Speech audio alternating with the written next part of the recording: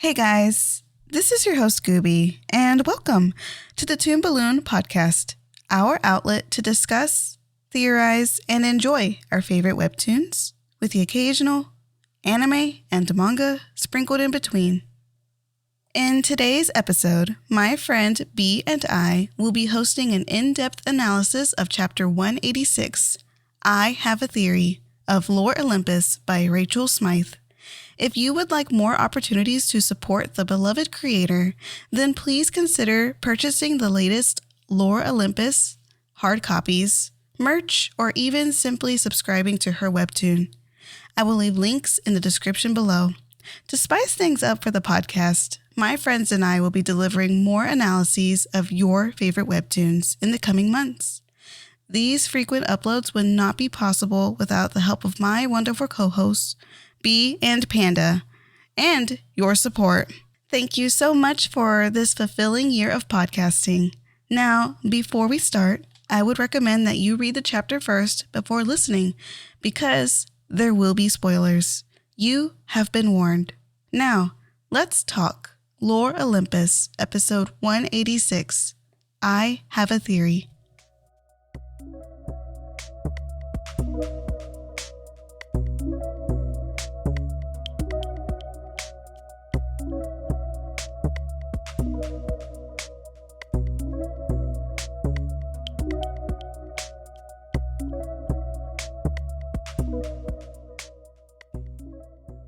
All right, guys. So we are doing a big in-depth discussion on episode 186 of Lore Olympus, I Have a Theory. Now, this is something I do a lot on my podcast, and I am here with my very special co-host, B. Hello. And we're going to get down into it. So let's see what we could talk about first. So from the last discussion, we were talking about all these cute interactions with Persephone and her own emotions towards Hades. And we find these two just like cuddling at the very beginning of this chapter, which is just absolutely gorgeous to look at. It is, and I really love the emotion in this picture. Hades' face is just like, I am nervous, but I am loving that she's holding me. And he's just in this parallel. And you see him then be vulnerable. I've never been stuck like this before. And they're just that same, it's kind of where it ended off last chapter, starting off this chapter. And he's just nervous about being Titan-sized because he has no idea about the ability. And he's talking about, like, I was so upset and angry. I don't know what got into me. And then Persephone is just trying to calm him down and rationalize his emotions. Yes, I know we kind of touched on this in the last chapter where essentially same thing with like Persephone. She went into Titan form because of like this protective sense, and like she did it for her friends and family, and in Hades' sense, he was doing it for Persephone's protection. He's here like, I'm going to kill him. I'm going to get him for Apollo, which, yes. Mm-hmm. And and in this sense, he's like, I don't know what came over me, but I'm like, dude, you're just trying to protect someone that you love. And that's very, very nice emotion to have. And the comparison to Zeus here eating a fertility goddess and essentially being in a Titan form is such a very, very particular parallel, in my opinion, because he's here like taking advantage of somebody and everything in a Titan form, and Hades is using his Titan form for like the good of another person. Yeah. Let's talk about Zeus's Titan form.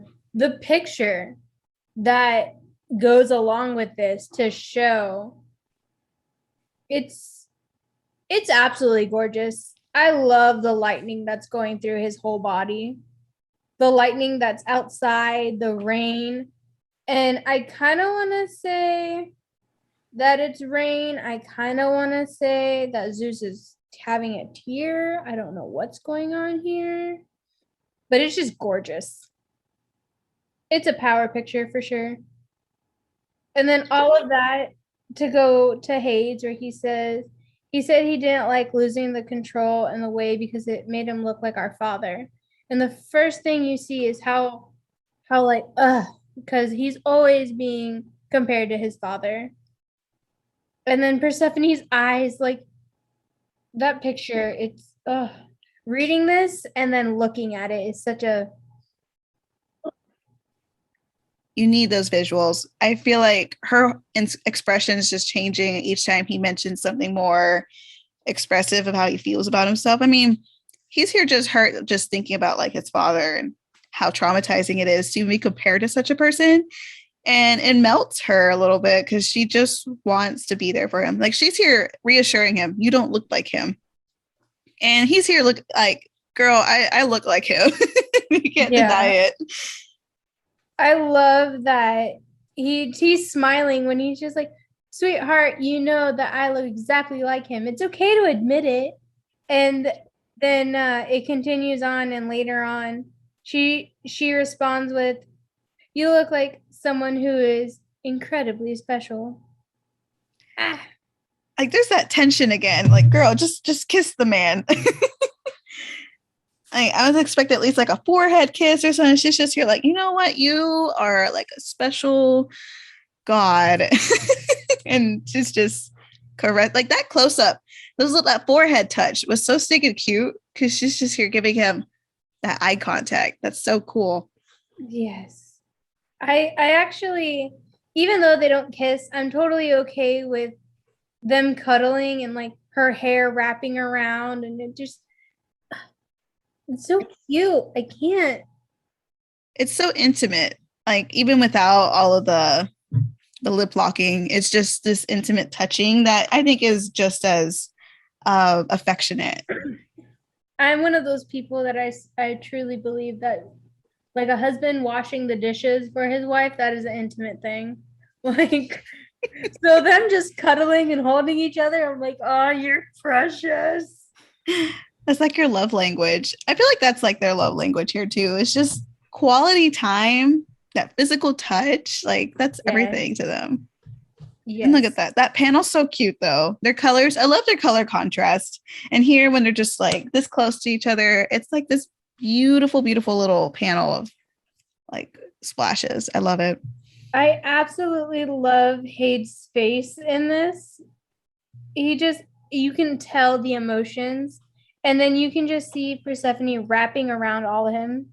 Like that is such a wholesome picture. Her artwork has been beautiful throughout all of the episodes, but as it continues, the emotion in them just gets deeper because she's getting used to drawing these characters. And that picture, it's surreal. Mm-hmm. I love that he's blushing. Like both of them have got those little blushies on their cheeks and everything, and they just look so relaxed and sincere. I just love like the sincerity of his eyebrows when he's just feeling everything. I love it. And then we get a close up. There's a close up of these two, and it's just like, oh, give me more. Yes. Oh my gosh. And then she's cooking for him. Going back to the whole dishes thing. I love it. And he's in the doorway. Oh my gosh. You could have woke me up. I feel lazy. And she's just like, I just want to cook for you. I want to be that wife for you. You just need to understand that I would make a good housewife and a boss of the underworld. Thank you. Mm-hmm. It's her. I feel like since we talked about love languages earlier, she definitely is like an acts of service kind of person. She's just, she just wants to, do things for him. It's so sweet. Like, I feel like with the Ledger, she just wanted to do something for the underworld. And that is a big part of Hades. And for her to just be like, I want to make something to make it better. And I mean, you could feel that he's like just astonished and feels loved by it. And little things like her cooking a big meal. That's so cute. I really like that you brought that up. Persephone very much is a talk is cheap, show me what you're going to do kind of person. And she also displays that with herself because she's always going and doing things for others. Mm-hmm. And let's see. She says here that she's nervous about returning, which is fair. I mean, this is about her trial and everything. And, he's like, I was thinking I could talk with Zeus. And she's here like, don't. And this is about her trauma, which this is like a very sensitive topic, and I'm glad that Hades is understanding in the end, and he doesn't want to like do the talking for her, because this is her decision. This is her personal problems that, you know, if she wants to be open about it, she has the authority to do that and make her own decisions about it. Yeah, I really like that he emphasizes that Apollo can't get away with this. I think it's horrible that so many victims they don't talk about it because either A, you don't want to think that you are a victim of this kind of thing, or you care about the attacker so much that you don't want to upset them. And that's horrible. And here too in Olympus, Apollo has a sort of fame. He has like a personality status for all Olympians. And to combat that is going to be really difficult for her if she were to try to stand up for herself against him. A lot of people are going to be like, well, they're going to say things that she's not going to want to hear, you know, because they're going to believe Apollo's side because he has more, and in her sense, she has notoriety in comparison to him, which freaking sucks. But I know that that's like a pretty normal thing that a lot of victims suffer from. And yeah, I feel like Persephone's portrayal of it all is just like I think a really good interpretation of what real victims deal with in real life. And I think Rachel really handles it with grace. I like how she touches on these topics and that she has people for Persephone to count on. Because I know a lot of people with sexual trauma really could use that. Yeah. I really like how she's just like, no, I'll manage it. And he just, okay, you have my word. I'll leave it alone. And that picture of them hugging, I'm just again, the emotions. Ah! They're so stick and sweet together. I can't. Also, like I know like Hades wants to expose Apollo and you'd be like, yeah, Apollo's can't get away with this. I'll kill him, you know. It's but I don't know how this affects the trial, in my opinion, because it doesn't have anything to do with her act of wrath. This does have a lot to do with, like, I guess Apollo's proposal for her, if that's something that he's trying to combat, but it doesn't really have anything to do with the trial at hand. So, and also too, Apollo, he's here trying to like expose her for things. But I also think, what does this have to do with the trial? You know, these are like personal matters at that point. Well, the whole trial got brought up because he wanted to bring dirt on her. And the purpose of bringing dirt on her was because he wanted either A, her to have a punishment and be married to him, mm-hmm. or B, everyone to hate her. And clearly nobody's hating her. And the punishment isn't going to be to marry him, because in the courtroom, it's very clear. Hades is like, yo, this was my domain that you didn't take care of. So it looks like the punishment is going to be to be in the underworld, which actually wouldn't be a punishment, but shh. And so Apollo is having such a hard time with this not going his way and not being about him, that he's about to make it about him because narcissism. Mm-hmm. Ego. Butt face. He's a butt face. He is. I want to. That'll be covered in the roast coming up soon. We have to make it a thing. We have to. We'll get a hold of Panda. We'll let Panda know about the roast coming. Oh God, but yeah. Well, she mentions, why did he ban him? To the same place. I think we knew. It's like, let's talk about this. Yes. I love that she's concerned. She's just like, hold up, did you ban him because me? And he just cuts her off. Is this coffee? And why is it a forbidden coffee grinder? I think it's because it's too modern for the mortal realm, because, you know, they're more of like the olden age. So technically, I don't think they're supposed to have that there. It just now hit me reading that. It's the one that he snuck in. She's kept this the whole time. Did that hit you when you first read that? I didn't until you mentioned it right now. I was like, that's really cute. Let's see. Okay, I don't know how to pronounce this. Do you know how to pronounce the god name right here? Do you know Asclepius? I don't know. I should have Googled this. I'm sure Google has like a translation for it. Anyway, this guy is a demigod, a doctor. And by the looks of it, Hades banned Apollo because Apollo was here. And although in our mortal, like our time, this would be a HIPAA violation, but this guy's here exposing Hades' infertility issues to his father. Yes, his father, Apollo. And Apollo tells the world. Yes, which Apollo sucks. He really does. He sucks eggs. Which I know Apollo, I think in like Greek mythology, just like Zeus has a bunch of kids, like any god, I guess, Greek god. But this is the first time we actually get like a reveal that he has a child. And I'm like, who had this child with this man? And please tell me it's not in a bad situation too, which I wonder though, think about it. Persephone could finally speak up and it's going to be like a Me Too movement. And it could be the same thing with Zeus too. Zeus is gonna be like having all of these women just start showing up because Persephone could be like the torch to light all of the fires up and be like, yeah, well, me too, over here. I'm just so glad that Mint isn't going to be able to light a torch since she's Mint. We're just going to see a shaking plant. Yeah, exactly. Yeah, and you know, I could see why Hades would ban Apollo. I thought whenever, because he banned all sun gods technically, which technically would be like Apollo's mother as well.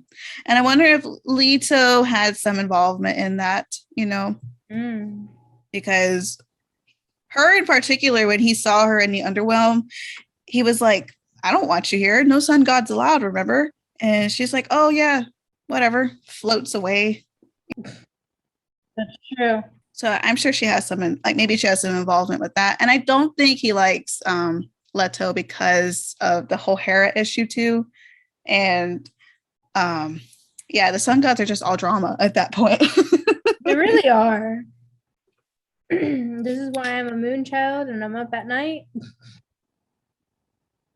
You know what? They mentioned the infertility of Hades, and this starts to go into an interesting route in this chapter when it comes to Persephone.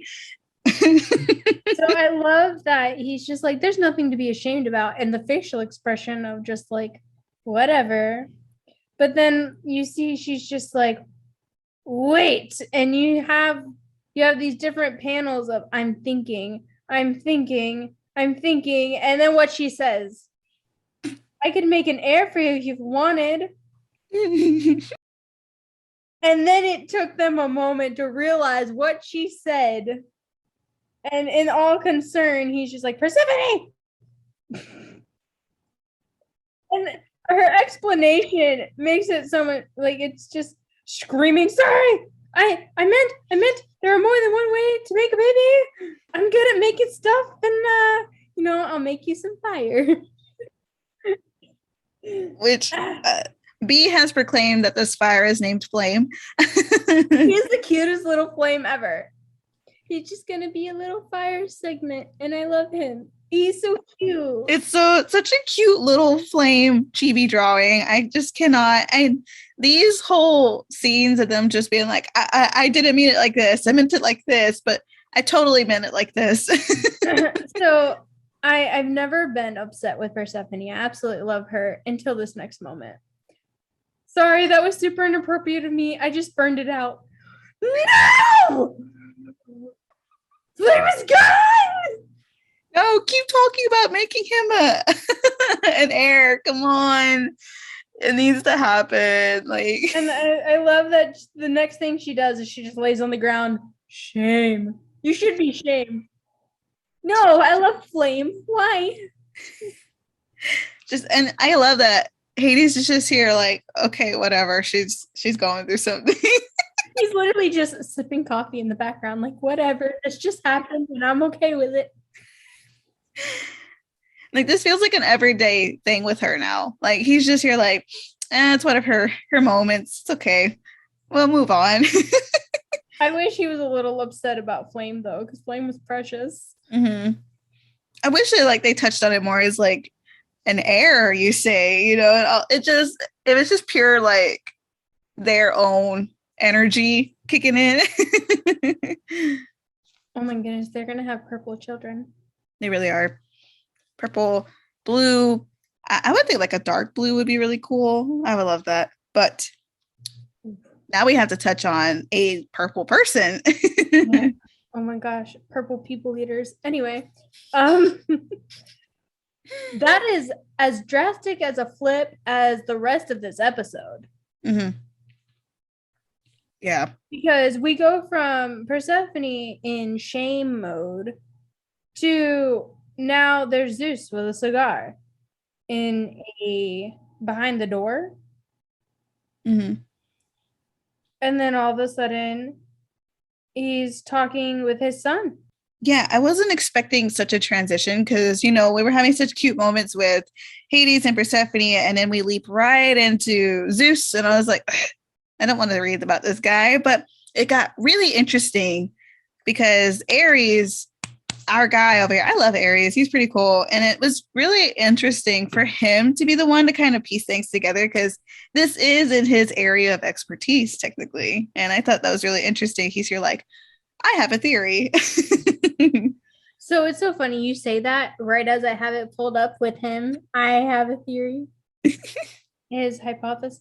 And I love the facial expression he has. He's just like, I'm cutting through your BS, Dad. So I'm gonna lay it out right now. You're very invested in Persephone, so much that you're willing to make your brother very angry. And this side glance that Zeus is just like, what you talking about? And so Ares continues how it doesn't make sense. And you're certainly no stranger to rewarding your kings. And then all of a sudden it brings in Poseidon, which I'm glad that he was brought in, but I have no idea how that's going to continue in any of this. So he's just talking about, he also acknowledges Persephone's beauty, saying that she is arguably one of the most beautiful goddesses that we've seen in years. And then you see a glimpse of them getting married, and it's Hades and Persephone, and I'm just like, this is so cute. So he's just building this big, you know, they should be together, but you want her. Why? Mm-hmm. Yes, he definitely reads into it. It's like, it all makes sense. It makes sense for these two to be together. And then he just kind of wraps it up really, really well. Because even here too, he mentions how like he has a hard time dealing with Demeter. And he like, this should like solve everything, you know, with your whole Demeter situation. And no, he mentions his ego. And he's like, it's not about ego. So what is it? It's about war, which I thought was freaking an awesome little conclusion on his part. So I was like, I was not expecting him to just piece together that, yeah, he wants war. But I think that's a wonderful, like the exclamation in red. And then right before that, it's about war. You see the passion and kind of irritation in Zeus's face. Like it looks like he's about to bite his cigar off. Mm-hmm. And then you have the fist curled up, which is clearly a sign of anger. The shoulders are kind of like puffed out. This is war. It's just an all-inclusive panel of, ooh, what's about to happen. I feel like with the way he's looking at Ares here too, he's like getting frustrated because of how easy he is to read. Because everyone can read him, you know? You could probably meet Zeus for like a couple minutes. So you already kind of know what he's thinking in a way. If you see his face when Ares says, at first, I thought this was about ego, but it's not, is it? And you have this realization face with Zeus. He's just like, oh. He has this like, crap, I've been caught kind of look. Yes, totally. Because I know the whole point of this trial, initially, we kept seeing him all the time being like, no respect. I have no respect for me, because they didn't want to inform me of this. They hid things from me. But that's not really the case, is it, Zeus? You have something else in mind. And maybe like he at first thought this was about his ego. You know, he probably thought that this is all about him lacking respect from his Olympian people. And in reality, he's probably very jealous of his older brother in a sense, because I feel like what he does with Hades a lot too, you know, he kind of demeans him in a way that makes him feel bigger. Zeus is a complete narcissist. He belittles others to make himself feel better. Mm-hmm. Kind of like the person that's like, I'm not doing so bad. Well, why do you think that? Well, I'm doing better than them. That's not a comparison. The comparison is yourself. But okay. Yeah. What do you think of that illustration of Hades with Persephone and that little kind of, the married wedding outfits and everything? So I think it's super cute and super awkward. And the reason I say that is because if you notice, that's not their happy kind of smiling. They're both very straight faced. They both also don't have pupils, which makes me wonder what is going on here. But above that, when it talks about how she is arguably one of the most beautiful goddesses we've seen in years, like that is such a power picture. Mm-hmm. Persephone looks absolutely gorgeous. And then you see, I love that it's the blue background and some of the colored flowers on the bottom. So that kind of ties it in.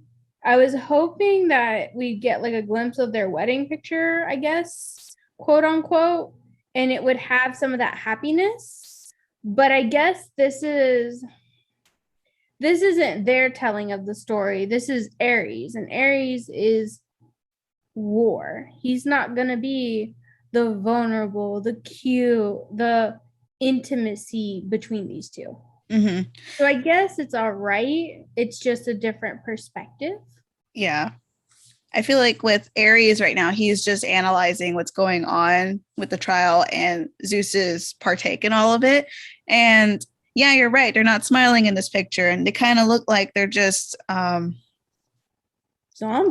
They're just zombies. They're just there. And I don't know if this is just like Ares, and I don't think Ares thinks badly of Hades, but I don't think his perception of Hades is probably more like well, if we get Persephone to go marry him, she's probably not going to be very happy about it, because everyone's assumption is that she's not happy with Hades. And maybe this is just like well, there you go. Together you are. Yeah. I also think that potentially this picture, this panel is just the business side of it. And the reason I say that is because the bubble right before it says Hades has a lot of resources that you rely on. So he's playing on the logos aspect of this argument. He's just trying to logically rationalize with Zeus right now. So on a logical aspect, the wedding's not going to have that ethos. Mm-hmm. This is literally just a logical ta-da. It in the higher up, he even said that it's clear they're meant to be together. Yeah. So I think the picture is just the rationalization that they're supposed to be together and none of the other argument aspects. Yeah, like they're not thinking about the intimacy of it all. They're just thinking about what do we get out of this marriage kind of thing. Yeah, there's Chronos, there's ethos, there's logos, and I think it's that 3. Chronos, ethos, logos. want to say that's it. Mhm. And so it's time, it's emotion, and it's rationality. Mhm. The logic of it. Yeah. It was an interesting point you made about Poseidon's photo, because he does say, you certainly are no stranger to rewarding your kings. And the first, photo we see is Poseidon, but we don't get like a picture of like Hades getting a reward. It's about Poseidon gaining rewards. So there is that favoritism there, because you even mentioned like, well, what does this have to do with it? How much of a reward has Hades received from Zeus, in a sense, Yeah. We really don't know anything about Poseidon. We don't know much about his character. A lot of what we talk about when it comes to him is just assumptions. Mm-hmm. And in this picture, you see him with a crown and all of this gold around him, but that doesn't really show who he is. He's kind of painted like a puppy. We don't know anything about him. He's a golden puppy. He's a golden puppy. Like, I know Poseidon got to pick his world, He got to pick that he would get to go to underwater and stuff. Like, I'm gonna go live in water. And Hades was just kind of like, there you go. There's the underworld. Oh, here's a puppy too. Technically he did get a puppy. He got Cerberus. Who is precious. Yes. Best dog, best boy. But definitely I feel like, there's a differences in his opinion towards his brothers. And I feel like he definitely is closer to Poseidon, just because he did have, like, Poseidon was not in Kronos as long as Hades. He was in there for a lot of a shorter time, and so that's why he was able to get over his trauma a lot sooner. Mm-hmm. But with Zeus, I'm assuming Zeus had his time with Poseidon. He was able to get close to him. So there's a little bit of a bit of bias, I guess, when it comes to that. Yeah, you know what? In the first few episodes, when Hades is going to Zeus's party, you can kind of see that like power struggle that Zeus has, because he wants to be like, oh, this is my wife, this is my house, what have you been doing? And you talked about the whole Kronos thing, and it made me think about how Hades was first. He's the firstborn. He's the first brother. And so Zeus is trying to be on top, but he's having that power struggle because he knows that that's not where he's supposed to be. Mm-hmm. Potentially, I don't know. We should have a series of theories. Yes. Ooh. Tongue twister time. It'll be coming one day, guys. Don't worry. We will have some more theories on that in the future. I for sure definitely think that I feel like you're right. He has a power struggle going on, because he knows that his position, technically, he didn't earn it. He wasn't rewarded it. He just took it, And for like everyone else, they were given it. And yeah, I feel like he's like, his ego plays a big part in his decision making, but at the same time, I feel like his insecurities play a big part in his irrationalities. Yeah. So no matter how big of a narcissist you are and how big you think you are, you still suck somehow. So for his sake, I am very curious where this chapter is going to take us, because I think it's interesting that Ares is our little bit of an instigator in this situation. He is the one playing his cards right. And I'm curious what Ares is going to get out of this, because I know he just loves war. He knows when it's around, and he's here like, yeah, I'm going to dip my toes in it and see what's going on. But what is he going to do about it? It makes me wonder if he's going to try to feed into it and start the war, or if he's trying to prevent it before it happens. I see. That's a really good one right there. I'm really curious where that could go. It could go either way, honestly. Ooh, new idea just happened as I said that. Ares is his son, and Kronos ate a fertility goddess to take power. What if his son's trying to figure out if Persephone is a fertility goddess so that Ares can eat him and overtake Zeus? Oh my God. I could totally see that. Ah! There's so many theories. Let's see, that's where we're like, he could be doing this, he could be doing that. And whatever he's doing, it's not, I don't think it's playing in Zeus's area. You know, he's trying to combat it for sure. Because I think out of all of the sons, he for sure doesn't like his dad the least. Yeah. I don't know, because there's Hephaestus, there's Ares, and then he has that other daughter with Hera, and who knows how many other children he's got. But the main ones that we do know of, there's Athena, which is pretty chill. I don't think she's ever trying to like attack Zeus. But Ares, I definitely think, because remember, he's got a lot of beef with his own dad, considering that Zeus slept with Aphrodite, which was Ares' girlfriend. And yeah, that can make him pretty mad. Yeah. I think I would be upset if my dad slept with. We should probably flip roles for this. I would be upset if my mom slept with my husband. Here we go. I was about to say my dad slept with my husband, and that would have been a whole new story. Woo. That's something you wouldn't believe it if you did. Your parents don't listen to the podcast, do they? No, they don't. Okay, we're good there. We're fine. We're fine. Oh my gosh.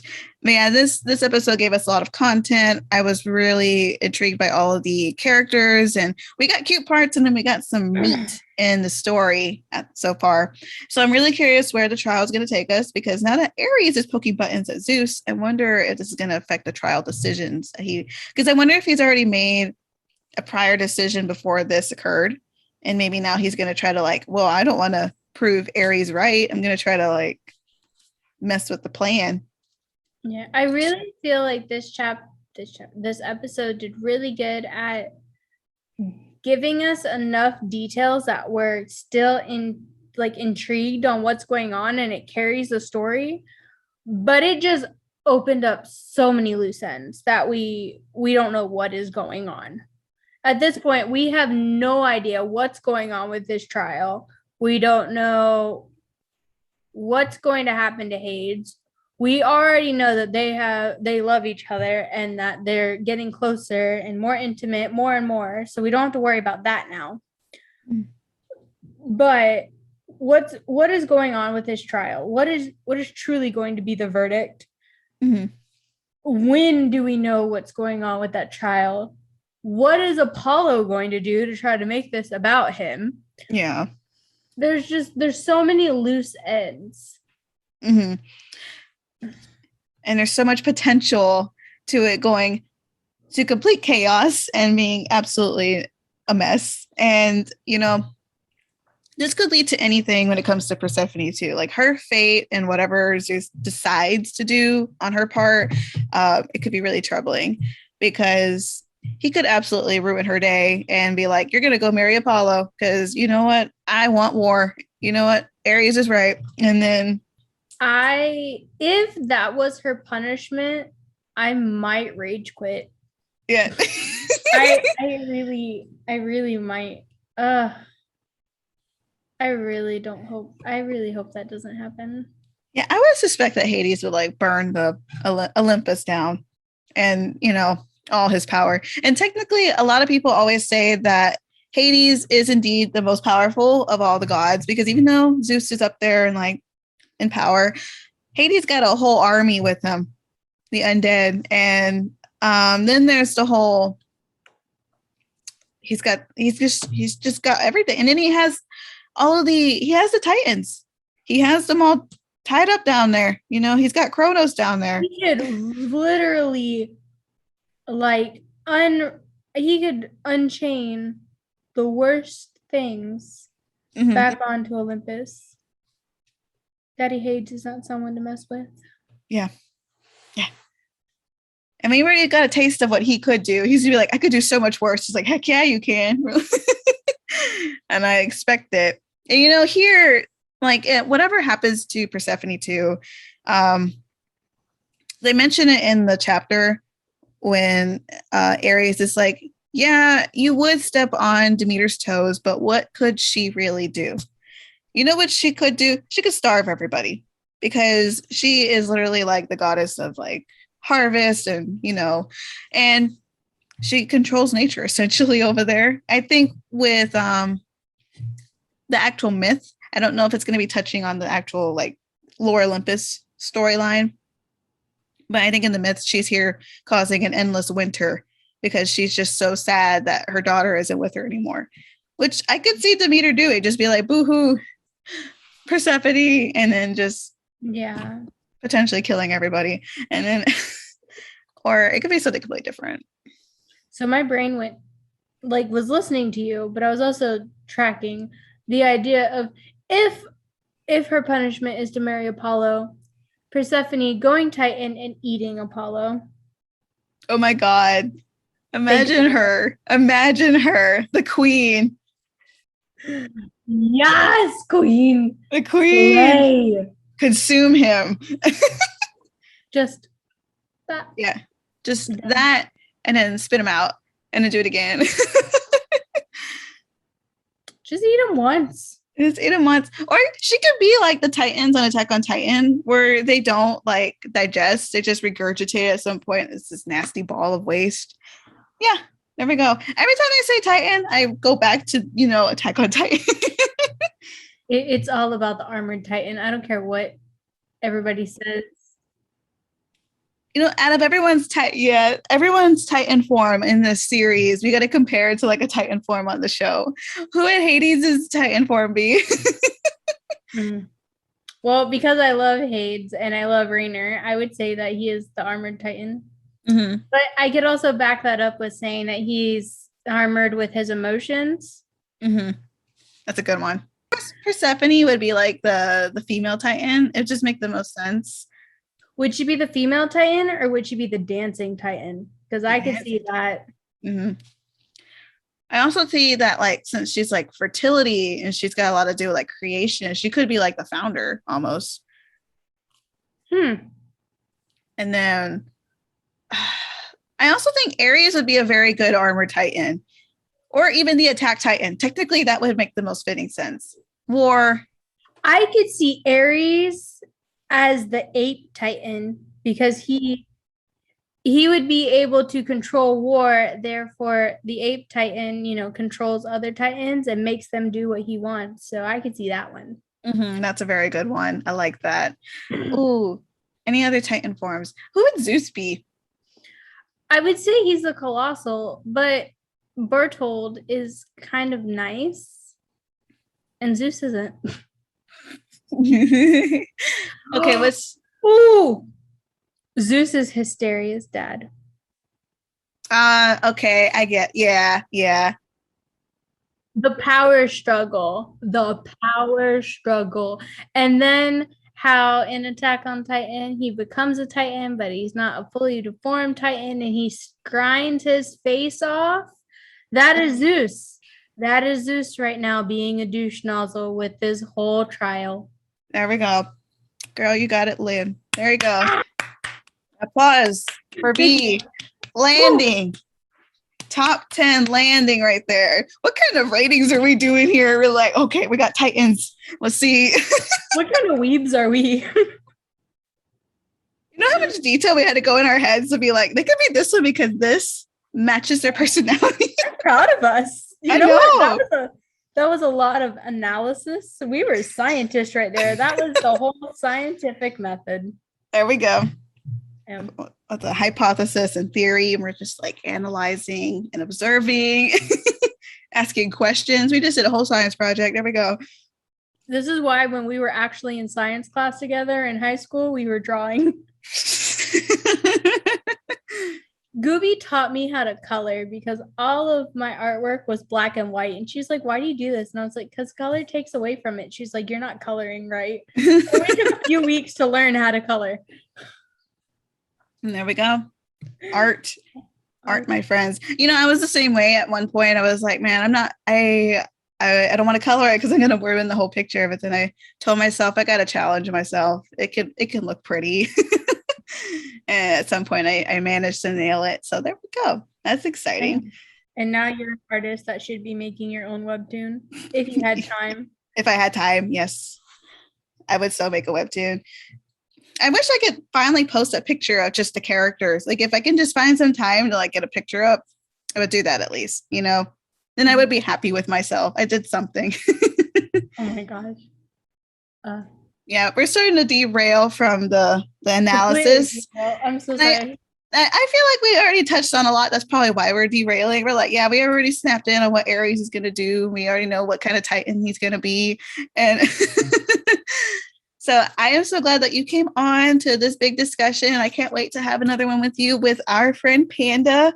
You guys, we miss Panda so much, and we are so excited for her to come on and discuss more Lore Olympus, maybe some Eternal Nocturnal in the future. And maybe even some more.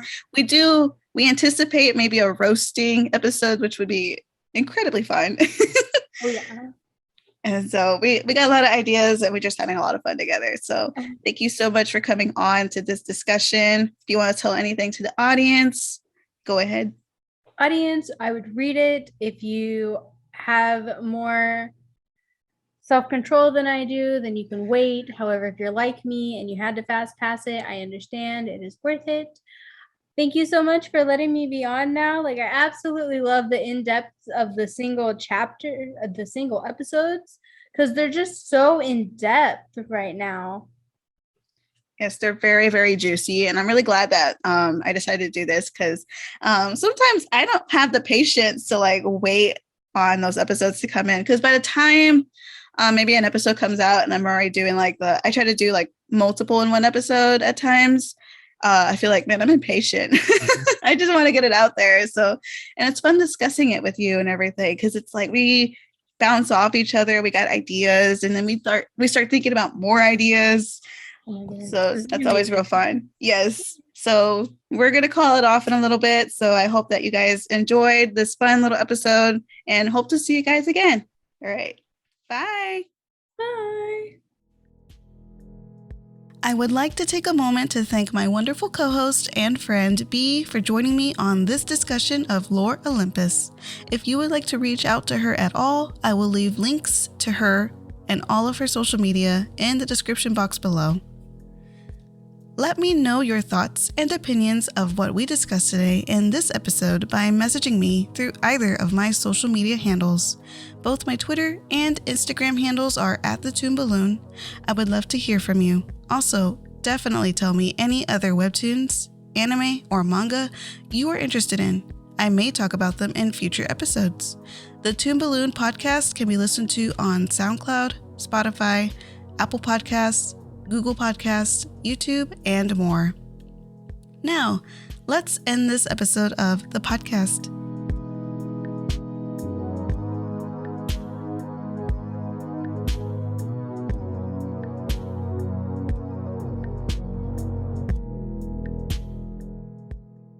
Thank you so much for joining me today and taking the time to listen to my humble podcast.